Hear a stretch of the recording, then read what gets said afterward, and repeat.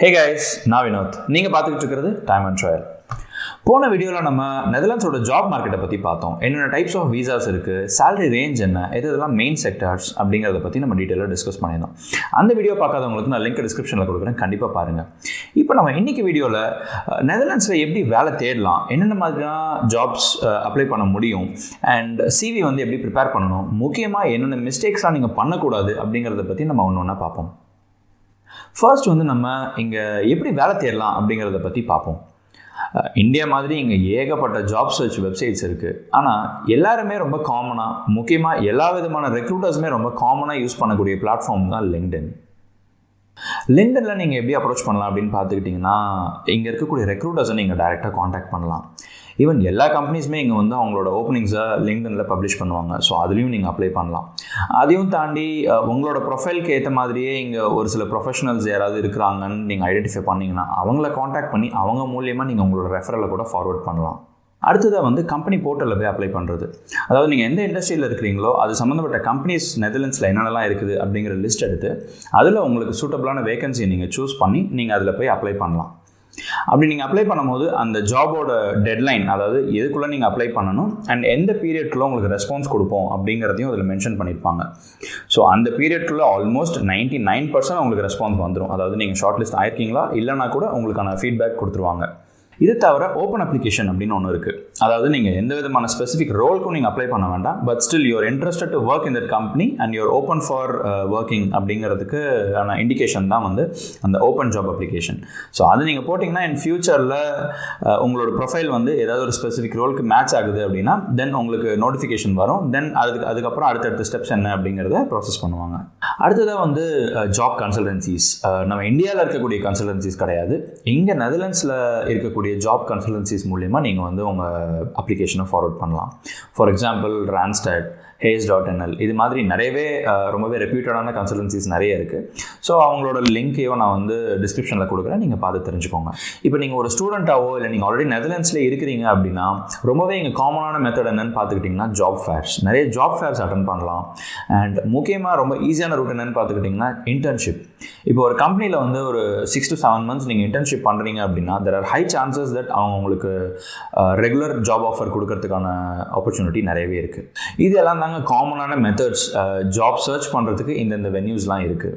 ஜாபுக்கு எப்படி அப்ளை பண்ணணும் அப்படிங்கிறத பற்றி பார்ப்போம். லைக் நான் முன்னாடியே சொன்ன மாதிரி லிங்க்டின் வந்து இங்கே காமனாகவே எல்லாரும் யூஸ் பண்ணக்கூடிய ஒரு பிளாட்ஃபார்ம்.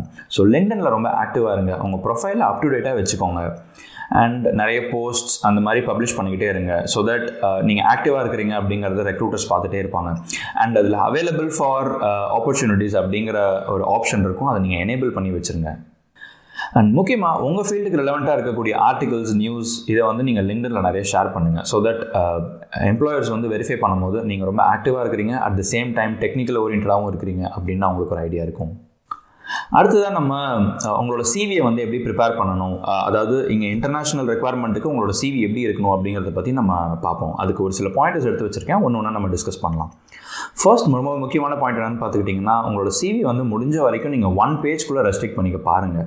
இல்லை மேக்ஸிமம் உங்களுக்கு ஒரு லென்த்தி ப்ரொஃபைல் இருக்குது அப்படின்னா ஒரு 2 பேஜ் வரைக்கும் போகலாம். ஆனால் அதுக்கு மேலே போயிடாதீங்க, இங்கே அவங்க திருப்பி கூட பார்க்க மாட்டாங்க. முக்கியமாக உங்களோட PII இன்ஃபர்மேஷன், அதாவது பர்சனல் ஐடென்டிஃபைபிள் இன்ஃபர்மேஷன் நீங்கள் ஷேர் பண்ணக்கூடாது உங்கள் சிவியில். லைக் உங்களோட பாஸ்போர்ட் நம்பர் ஒரு உங்கள் டேட் ஆஃப் பர்த் இதெல்லாம் நீங்கள் சொல்லணும்னு அவசியம் கிடையாது. உங்கள் பேர், உங்களோட contact number, email ID, even address கூட சொல்லணும்னு தேவை கிடையாது. அண்ட் முக்கியமாக சிவியில் வந்து உங்களோட பிக்சரை நீங்கள் யூஸ் பண்ணலாம். அது ரொம்பவே ஒரு ப்ரொஃபஷனலான பிக்சராக இருக்கணும். லைக் நீங்கள் சோஷியல் மீடியாவில் யூஸ் பண்ணுற மாதிரி ஒரு டிஸ்பிளே பிக்சரோ இல்லை ஒரு கேஷுவல் பிக்சரோ அந்த மாதிரி இருக்க வேண்டாம். ஒரு ப்ரொஃபஷனலாக உங்களை பற்றின ஒரு பாசிட்டிவ் இமேஜ் தர மாதிரியான ஒரு பிக்சராக இருந்தால் பெட்டராக இருக்கும். அடுத்தது வந்து கொஞ்சம் டிஃப்ரெண்ட்டான ஒரு பாயிண்ட் தான், லைக் உங்களோட ஹாபீஸ். நம்ம வந்து இந்தியாவை பொறுத்த வரைக்கும் முதல்லலாம் நம்மக்கிட்ட சொல்லியிருப்பாங்க ஹாபீஸ் எல்லாம் சிவிலேருந்து எடுத்துருங்க, அதெல்லாம் தேவையில்லை அப்படின்னு சொல்லுவாங்க. பட் நெதர்லாண்ட்ஸை பொறுத்த வரைக்கும் உங்கள் ஹாபீஸ் வந்து ரொம்பவே இம்பார்ட்டண்ட். அது வந்து நீங்கள் எப்படிப்பட்ட ஒரு பர்சன், உங்கள் ஃப்ரீ டைமில் நீங்கள் எப்படி நீங்கள் டைம் ஸ்பெண்ட் பண்ணுறீங்க அப்படிங்கிறத ஒருத்தர் தெரிஞ்சுக்கிறதுக்கான ஒரு செக்ஷனாக பார்ப்பாங்க. ஸோ உங்களோட ஹாபீஸ் கண்டிப்பாக அதில் இருக்கணும்.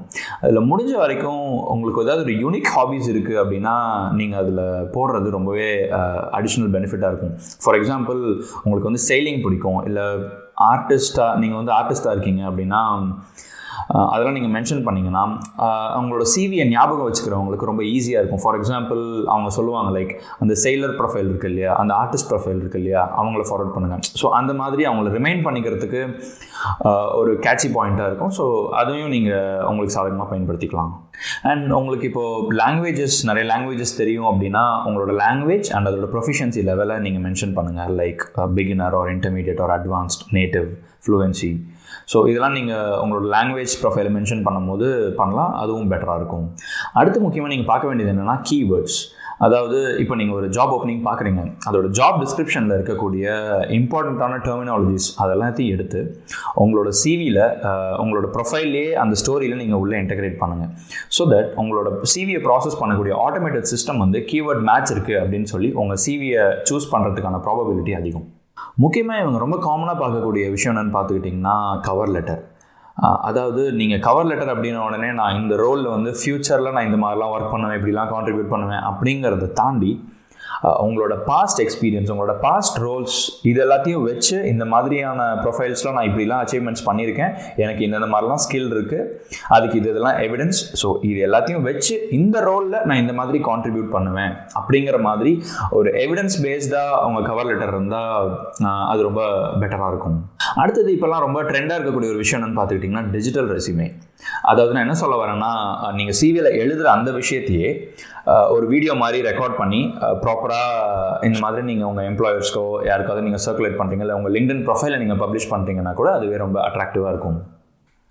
அடுத்து ரொம்ப முக்கியமான விஷயம் என்னென்னு பார்த்துக்கிட்டிங்கன்னா உங்கள் ப்ரொஃபைலுக்கு ரொம்பவே ரெலவெண்ட்டாக இருக்கக்கூடிய ஜாப்ஸ்க்கு மட்டும் அப்ளை பண்ணுங்கள்.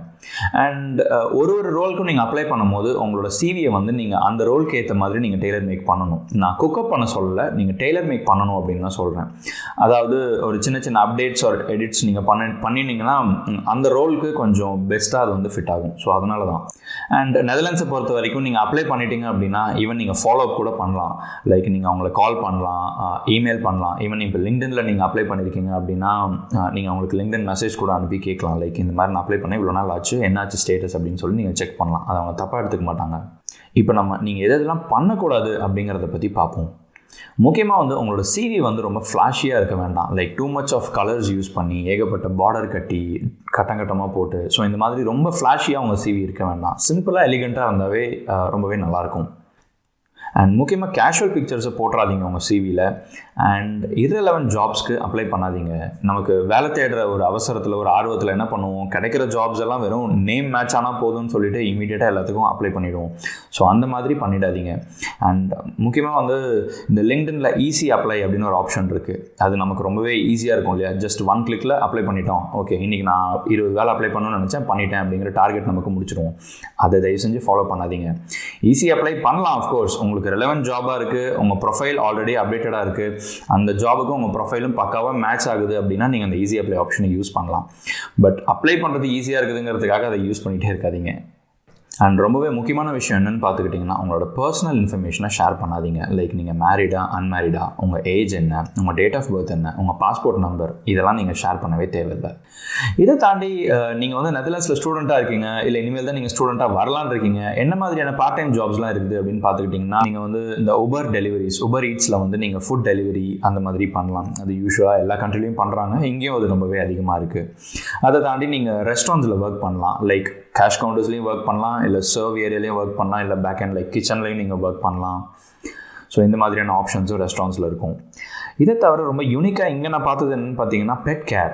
அதாவது இப்போ ஒர்க்கிங் ப்ரொஃபஷனல்ஸ்க்கெலாம் வந்து அவங்க வீட்டில் டாக் வச்சுருக்காங்க அப்படின்னா அவங்க அந்த டாகை வந்து ஒரு குட்டி வாக் கூப்பிட்டு போகணும், லைட்டாக வந்து சோஷியலைஸ் பண்ணணும் இன் மிடில் ஆஃப் த டே அப்படின்னா அதுக்கு வந்து அவங்க முடிஞ்ச வரைக்கும் இந்த மாதிரி ஸ்டூடெண்ட்ஸ் கிட்ட சொல்லிவிடுவாங்க. அந்த ஸ்டூடெண்ட்ஸ் வந்து அந்த நாயை ஒரு வாக்கிங் கூப்பிட்டு போயிட்டு வந்து வீட்டில் விட்டுட்டு போகிறது. ஸோ இது மாதிரி கூட பண்ணுவாங்க, அதுக்கும் அவங்க பே பண்ணுறாங்க.